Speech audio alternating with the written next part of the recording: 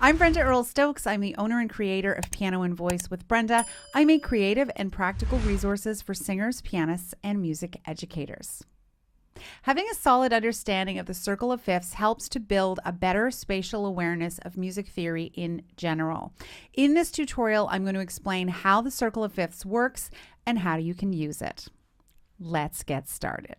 To get started understanding this, it's important to know that there are 12 different notes available to us in Western music. And I can show this to you right here on the piano. When we're going up the scale, we have 1, 2, 3, 4, 5, 6, 7, 8, 9, 10, 11, 12. We have 12 notes available to us in Western music, because if we keep going, that's the same as the first note.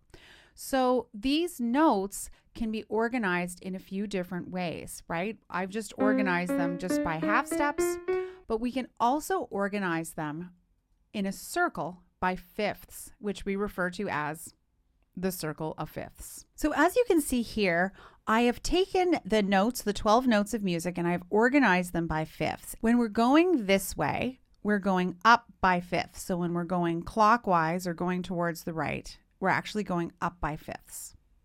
When we're going counterclockwise, going towards left, we are going down by fifths. All right.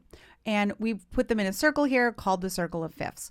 Now you'll notice at the bottom that we have two of them here as one. So we've got D flat and C sharp, F sharp and G flat, B and C flat.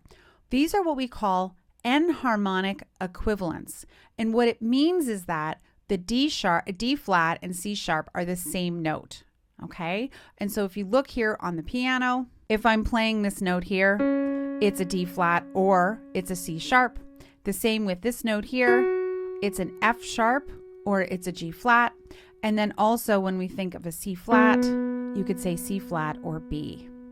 The reason that they're called enharmonic equivalents is because they essentially mean the same thing, but depending on the context that you're using them in, they might need another name. When we're moving clockwise via the circle of fifths, so moving towards the right, it means that we are moving up in a sequence of perfect fifths. When we are moving counterclockwise, so to the left, we are going down by perfect fifths. A perfect fifth consists of 7 half steps. All right. So in order to work your way around the circle of fifths, you could move up that way. And so let's move to the keyboard, and I'm going to move from C and I want to go up a perfect fifth. I can go 1, 2, 3, 4, 5, 6, 7. There's a perfect fifth right there. See that? And then to get to the next one, I start on G and I go up 1, 2, 3, 4, 5, 6, 7. And now look at that. There's the next perfect fifth. And then I can go again, 1, 2, 3, 4, 5, 6, 7. And then there's another perfect fifth. And so I can go all the way up there, and eventually I will make my way back to C, all the way around the circle. So let's do that together real quick. I'm going to start down low enough on a C, and I'm going to go 1, 2, 3, 4, 5, 6, 7. There's the G. 1, 2, 3, 4, 5, 6, 7. There's the D. 1, 2, 3, 4, 5, 6, 7. There's A. 1, 2, 3, 4, 5, 6, 7. There's E. 1, 2, 3, 4, 5, 6, 7. There's the B, or we could call it the C flat. 1, 2, 3, 4, 5, 6, 7. There's the F sharp or the G flat. Now I'm about to fall off the piano, so I'm going to just take this down to this F sharp or G flat. Then we're going to go 1, 2, 3, 4, 5, 6, 7. There's the D flat or the C sharp. 1, 2, 3, 4, 5, 6, 7. There's the A flat. 1, 2, 3, 4, 5, 6, 7. There's the E flat. I'm about to fall off the piano again, so we'll go back down. 1, 2, 3, 4, 5, 6, 7. There's the B flat. 1, 2, 3, 4, 5, 6, 7. There's the F. 1, 2, 3, 4, 5, 6, 7. There's the C. So we've gone all the way back via the circle of fifths. All right. What you could do as an exercise would be to go through that process that we just went through together, where you count up and see if you can make it all the way around the circle of fifths. Another way that you could look at moving up by perfect fifths would be to play the first 5 notes of the major scale. Because when we go from the root to the fifth in the major scale, that is a perfect fifth. Okay. Now, before you panic, okay, like I don't know my key signatures, there is a simple formula that you can use to understand how the 5-note major pentascale is organized. And when we say pentascale, we just literally mean the first 5 notes of the major scale, and that's it. The intervallic pattern that we use is whole step, half step, whole step. And that's going to be the same in every key. Now, I cover this in greater detail in this video, so you might want to check this. It's about learning how to play 5-note pentascales and chords. So this might be a good place to go if this is totally foreign to you. And so let's have a look at the piano, and we're going to look how this pattern works, so that we're going to play a whole step, a whole step, a half step, a whole step, right? This is the first 5 notes of the major scale in the key of C, which means that there's the root, there's the fifth, right? There's that perfect fifth. All right, so let's start on the key of G. We're going to go whole step, half step, whole step, and there we are. That's the next one in the sequence of the circle of fifths. Let's do it again. Whole step, half step, whole step. There's the next one in this circle of fifths. I'm going to zing it down so I don't fall off the piano. There's a whole step, half step, whole step, right? And then we're in the key of E. Whole step, half step, whole step. Now we're in the key of B, right? Or C flat if you look at our circle of fifths. Let's move on. Whole step, half step, whole step. We're on F sharp or G flat. Bear in mind that my app here, that I use the Chord app for this, and it'll sometimes say F sharp when it means G flat, but again, it's enharmonic equivalents. Then we go whole step, half step, whole step. Now we're on the key of D flat, right? So we're going to jump down to a lower D flat so I don't fall off the piano. And remember, this could be D flat or C sharp. Whole step, half step, whole step. Now we're on A flat. Whole step, half step, whole step. Now we're on E flat. Whole step, half step, whole step. Now we're on B flat. Whole step, half step, whole step. Now we're on F. Whole step, half step, whole step. Now we're back in C. All right. So whichever way works for you, if you want to count up 7 half steps, that is fine. If that makes more sense for your brain. If you want to be considering this 5-note pentascale where it's half step, whole step, again, whatever works best for your brain is completely and utterly fine. That is good. You can do it whichever way works for you. So what I'm going to give you as another assignment here is to practice moving your way clockwise via the circle of fifths, doing exactly what we did. And as you move from key to key, write down the note names, all right? And can you recreate the circle of fifths by doing this manually yourself at the piano or violin or whatever you want to do, but we're doing it on piano here for now. And then once you've built your circle of fifths yourself, see if you can remember which notes are the enharmonic equivalents. All right. This is a really great way to approach learning theory. I am not somebody that wants to do gratuitous amounts of theory for its own sake. We don't need to have piles of books here, but this is time well spent for you to really intellectualize and understand how this works so that you can kind of memorize it and absorb it, and then you'll just know it forever, and we will never have to have this conversation again, unless you want to. We're going to move on now to understanding fifths and fourths, all right? Fifths and fourths are directly related to each other, and check this out. If I start on a C, and I play up to a fifth, I'm playing a G, right? When I start on C and I go down a fourth, it's a G, right? Going up a fifth is the same as going down a fourth, right? It's the same note. And that's going to be the same in any key. If I'm playing from a D and I go up a fifth, I'm playing an A.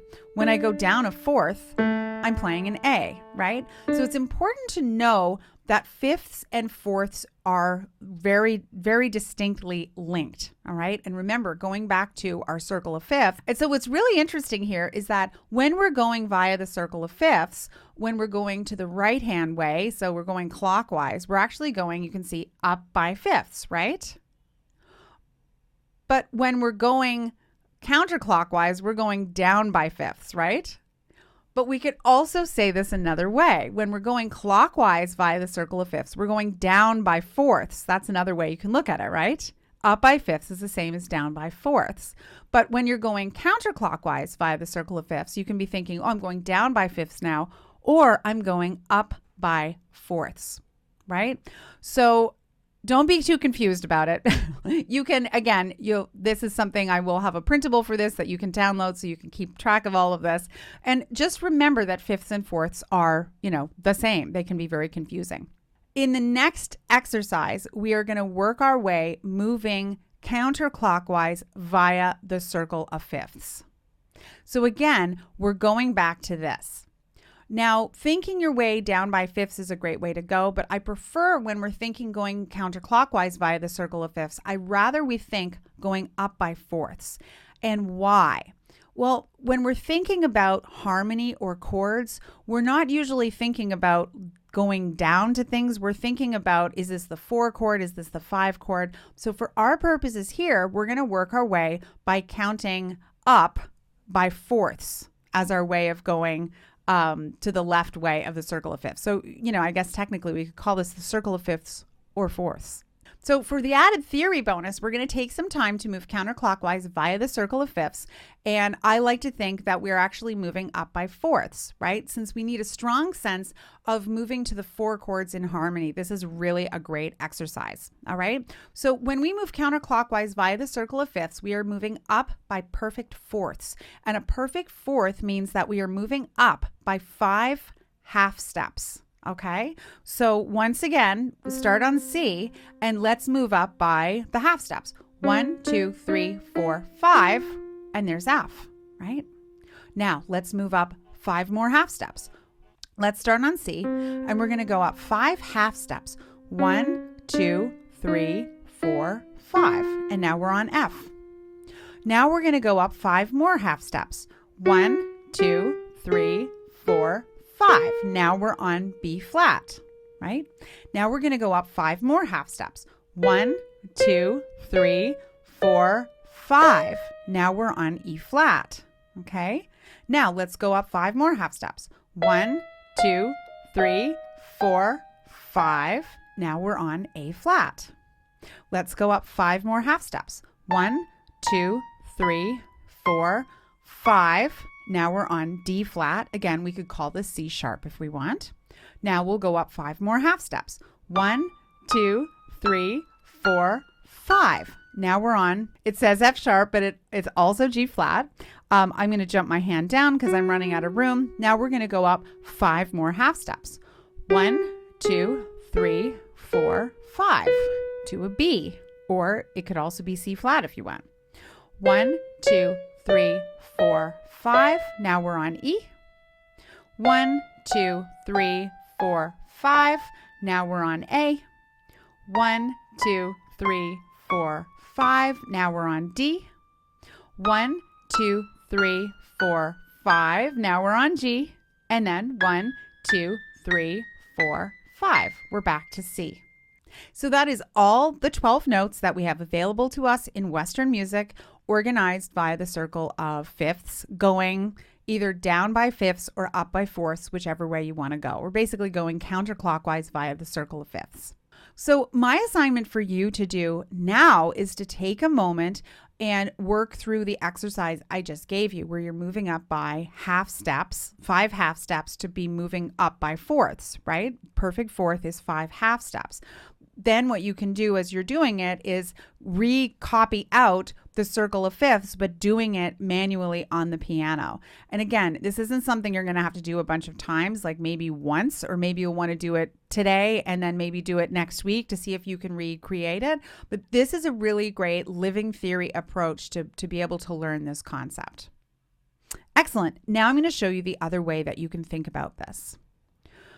Now, remember, we've played those 5-note pentascales, right? To get up the perfect fifth. Well, contained within that 5-note pentascale is also the perfect fourth. So when you play the 5-note pentascale, but you stop on the 4, right?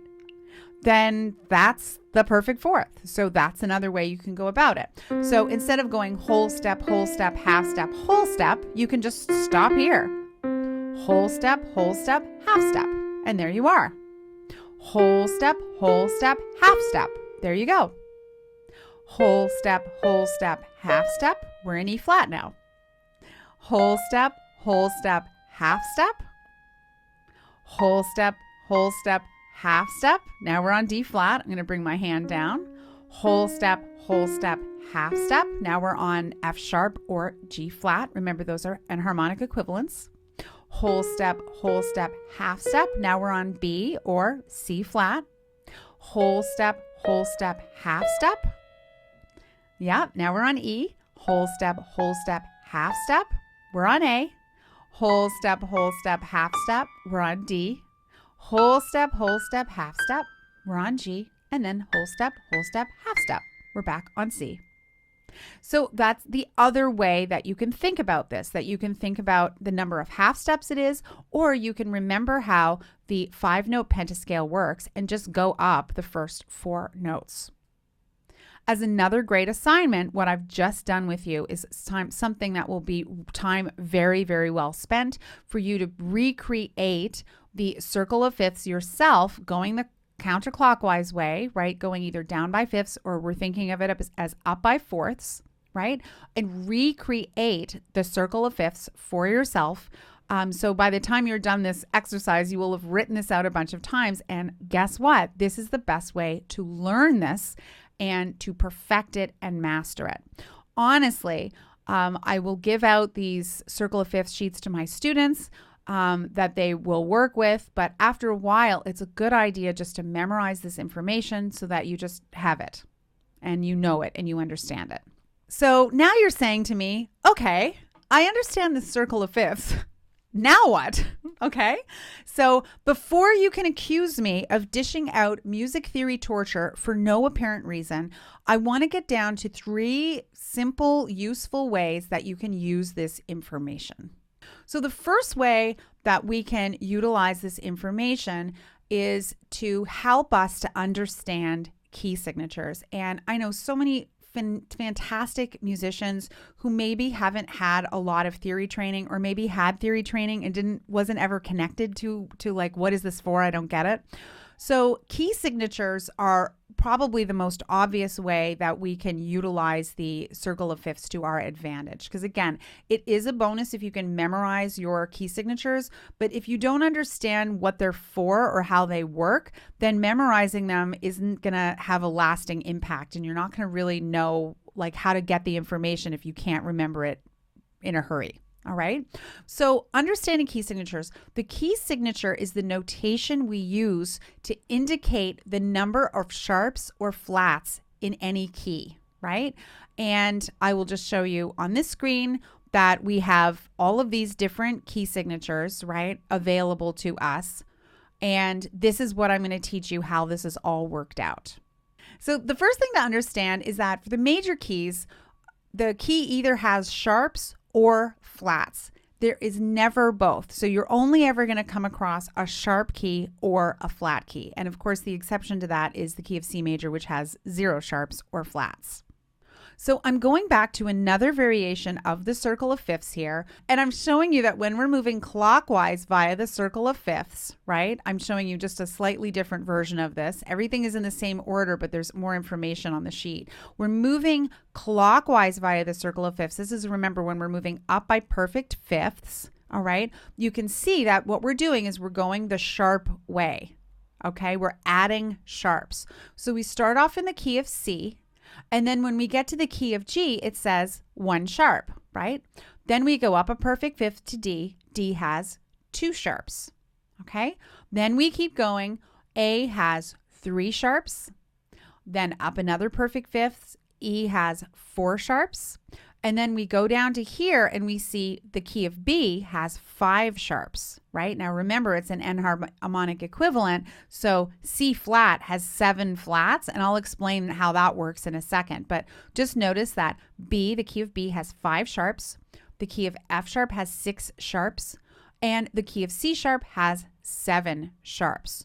So in order to add sharps, we're moving via the circle of fifths counterclockwise, or we're moving up by fifths. When we are going counterclockwise, we are going, you guessed it, opposite. So we are adding flats. We're picking up flats as we go. So the key of C has 0 flats. There's no sharps or flats. Then when we get to the key of F, it has 1 flat. B flat has 2 flats. E flat has 3 flats. A flat has 4 flats. D flat has 5 flats. G flat has 6 flats, and C flat has 7 flats. Okay. So now you can understand like how this works, is that adding sharps or flats, all of the keys are related to each other. There's a sequence of them that works via the circle of fifths. Now you might ask me, okay, well, that's fine, but which sharps or flats do I use? Okay. And we're going to use a mnemonic for this. Ooh, a mnemonic. And this is the exact same one I learned when I was a kid, learning this information from the beginning. And it works. I just teach it this way. It's great. So we're going to use a mnemonic. Father Charles goes down and ends battle. Okay. So just say that with me again. Father Charles goes down and ends battle. Okay. The sharps always appear in this order. Okay. F, C, G, D, A, E, and B. And you might be noticing, well, wait a second. F to C to G to D to A to E to B. Those are moving by fifths too, right? So you can see that this is like fifths and fourths are all over the place. Music is just very mathematical that way, which is kind of cool. So you can see F, C, G, D, A, E, B. Those are also moving in fifths. But to make it easier, just think of the mnemonic, Father Charles goes down and ends battle. And what this means is that if there is, the sharps always appear in this order. So if there is one sharp, like we know the key of G has, as you can see on our diagram, that sharp has to be an F sharp. It's always going to be an F sharp. When we go to the key of D and we have 2 sharps, those sharps are F sharp and C sharp. Father Charles, always in that order. When we're in the key of A, we've got 3 sharps. It's F, C, and G. Father Charles goes. The key of E is Father Charles goes down. The key of B is Father Charles goes down, and the key of F sharp has 6 sharps. Father Charles goes down and ends. And then the key of C sharp has Father Charles goes down and ends battle. Okay. So this is always going to be the same no matter what. All right. And this little mnemonic really works great. Now here's something fun. When we move to the flat keys, this is the mnemonic we're going to use.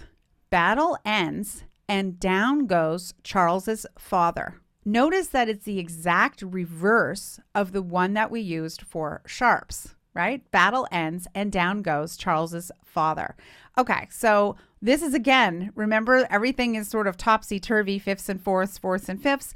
This is the exact reverse that we used for the sharps that we are now using for the flats. So when we go back here and we're going to the key of F, F has 1 flat. That flat is B flat. It has to be B flat. It always is. Remember the mnemonic. When we go to B flat has 2 flats, battle and ends, right? B and E. When we go to the key of E flat, battle ends and, right? Those 3 flats. The key of A flat has 4 flats, battle ends and down. The key of D flat, battle ends and down goes. The key of G flat is battle ends and down goes Charles's. And then C flat, 7 flats, battle ends and down goes Charles's father. And that's all you have to know to be able to decode this. All right. And so what I recommend you do is you can go back over this lesson with me again, watch it as many times as you need to, and you can write out the circle of fifths, right? You can write it out first clockwise, or do it one day, write it out clockwise, and then fill in, this has 0 sharps, this has 1 sharp, 2 sharp, 3 sharp, etc. And then you can write the mnemonic down and jot all of this information out. If it were me learning this again, that is how I would learn it. You will learn this very, very, very quickly. So that's the first way that you can utilize the circle of fifths as a tool that is effective for you. Once you've mastered key signatures and you have that strong sense, you understand them, you can memorize them. You can actually get flashcards for that, where you could practice, writing the number of sharps, what they are, or even print out, there's different flashcards you can get. Then what we can move on to is utilizing the circle of fifths as a way to understand and master our fundamental chord progressions. Okay, so a great investment of time for any musician, singer, pianist, trombone player, whoever, at any level, any style, classical, jazz, pop, rock, music, theater, blues. We use we go to the 4 chord a lot. So going from the 1 chord to the 4 chord and going to the 5 chord. And so understanding the 4 chord and the 5 chord and being able to make that happen very quickly is going to really help you in just feeling more confident and understanding harmony better. And again, I'm not into having a huge stack of theory textbooks and working your way through, but every musician should easily be able to identify what key they're in and be able to make the movement to the 4 chord or to the 5 chord. And so prepare to have your mind blown.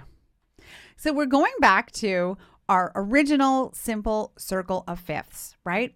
And what we're going to do is we're going to pick any key. I'm starting on the C, and then I'm going to go clockwise 1, boop, that's the 5 chord. And then if I go counterclockwise here, that's the 4 chord. So in the key of C, we go clockwise to the 5 chord, and we go 1 counterclockwise to the 4 chord.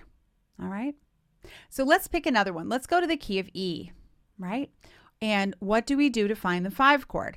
Well, we go clockwise 1, and it's B is the 5 chord in the key of E, right? In the key of E, if we want to find the 4 chord, we go counterclockwise, boop, and that's your 4 chord. All right, let's do one more. So if I start on A flat and I want to go to the 5 chord, we're going to go clockwise. There's the 5 chord. And then we're going to go counterclockwise, and there's the 4 chord is the D flat. All right. So again, this is a really easy way. If you're trying to master this information, this is a way that you can utilize the circle of fifths to help you. So here's the third way that you can use the circle of fifths as a tool to help you become a stronger, a better musician. Now, if you are working on learning your chords or scales or voicings or anything really on the piano or on your instrument, I love to use the circle of fifths as a way to keep my practicing organized.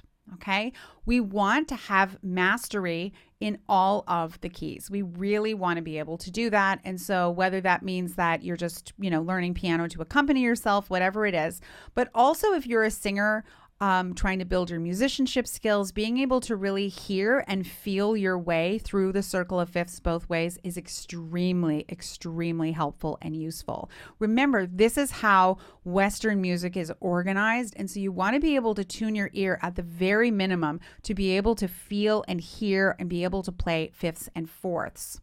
So what I love to do with all of my students when they're working on either learning chords or scales is to have them practice via the circle of fifths. And I'm going to show you a couple of fun ways to do that. So let's say you're working on learning your dominant 7th chords, okay? And you're like, well, I got to practice them. So let's practice them via the circle of fifths. So we're going to go clockwise via the circle of fifths. And in my membership, the Versatile Musician, almost all of my tutorials are organized so that when we're practicing information, we're always practicing it via the circle of fifths because it's just such a great tool to use. So if I'm practicing via the circle of fifths, here's a C7, then I'm going to go up by a fifth, up by a fifth, a fifth, E7, B7, F sharp 7, yep, etc. We can go all the way through, right? All right. And then you could practice the same thing via the circle of fifths counterclockwise to F, B flat, E flat, A flat, D flat 7, etc. So you can see that this is a really great way to keep yourself organized in your practice and to master things. If you were using voicings, you could do that C minor 7 in voicings, right? All the way through the 12 keys as a way to organize your practice time. I hope this video has been helpful for you. I know there's always a question of how much music theory do I really need? And as I've said several times in this video, I'm not somebody that really believes in music theory for music theory's sake. I've met so many people who have taken AP theory classes and have taken college courses on it and have all the theory books and have all done all of the things, but they're not making a connection to it. It would be like me memorizing the periodic table of the elements and not having really any idea what any of that information is for. And so that's why I like to take this more vocational approach so that you're actually utilizing the information.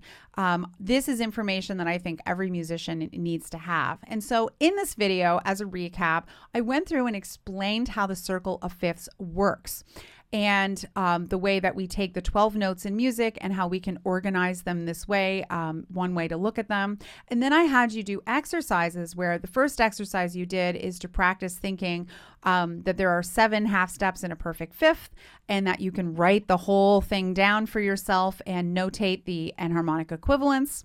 And then you could do the same thing, thinking about it as being the first 5 notes of the major scale. Remember, whole step, half step, whole step, and then write it out again. You don't have to do this all in one day. You could do it on a different day. That is fine. And then to be going counterclockwise via the circle of fifths, which is thinking about down by fifths or up by fourths. You could think about that as going up by 5 half steps, right? That's what a perfect fourth is. Or you could think about just going up the first 4 notes of the major pentascale. Once you mastered that information, then I took you through how you can utilize this information to help you understand and memorize and master all of the major key signatures in 12 keys. And then I showed you how you could utilize the circle of fifths as a way to know what the 4 and 5 chords are in every key. And then finally, how I like to utilize the circle of fifths as a practice tool to achieve mastery in scales, in chords. There's all kinds of cool ear training exercises you can do with that. So that's a place to start. I hope this information was helpful for you. If it was, make sure you leave me a big thumbs up. Make sure to subscribe to my channel and leave me a comment below. Let me know how this information was helpful to you, and let me know what other material you want me to make. I publish here on YouTube approximately once a week, and I'm always looking for great information to share with people, whatever is helpful to you. If you want to learn more about me and my work, you can check out my website, pianoandvoicewithbrenda.com. On there, I have a ton of really fantastic resources that will help you to build your understanding of music, music theory, piano, singing, all of the wonderful things that are around. And you can learn more about the Versatile Musician, my all-inclusive membership that contains video tutorials and printables and live support. It's really fabulous. You should join us over there. Thank you so much for watching.